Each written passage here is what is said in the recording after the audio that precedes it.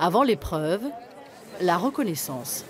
Bien se mettre en ligne, touchez pas à l'intérieur du virage, les chevaux ne doivent pas tourner sur les points intérieurs. Ici, Chaque pas équivaut à 1 mètre. Emma Chambon évalue l'écart entre chaque obstacle. Cette distance va déterminer la vitesse et la trajectoire à imposer au cheval. donc plutôt extérieur avec du galop, le biais tendu et intérieur. Bien le regard avant. Okay. Cette cavalière antiboise conseille également ses élèves qui participent à ce concours. Pendant ce temps, dans les écuries de l'hippodrome, un groom prépare sa monture. Alors, elle s'appelle Boca del Rio alias Princesse. Elle est Holsteiner et elle a 10 ans. Et comme tous les sportifs de haut niveau, Boca del Rio doit s'échauffer avant l'effort. En équitation, cela s'appelle la détente. Ces mouvements, près de 800 chevaux vont les réaliser durant toute la durée de la compétition. L'événement lance la saison pour plus de 300 cavaliers, des professionnels mais aussi des amateurs chevronnés comme Guillaume Canet.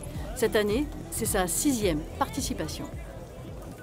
Pour moi, c'est important de pouvoir venir sur des grandes pistes comme ça pour que les chevaux reprennent le concours et reprennent les habitudes et fassent les petites fautes qu'il faut faire pour le reste de la saison pour qu'ils apprennent un peu, qu'ils retrouvent leur marque.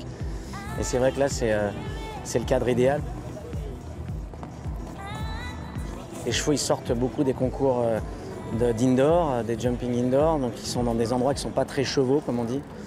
Là, il y a de l'herbe, il y a de l'air, il y a du soleil et c'est bon pour les chevaux, ça. Emma Chambon, elle, s'élance sur la piste où se déroule une épreuve réservée aux femmes, ce qui est rare dans ce sport toujours mixte.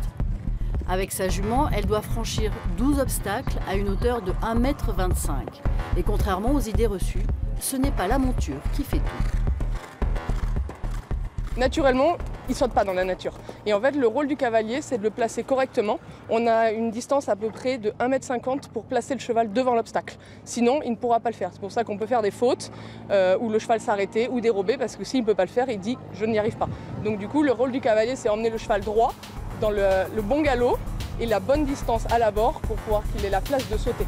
Au final, elle fera un parcours sans faute et c'est la première place devant 62 participantes.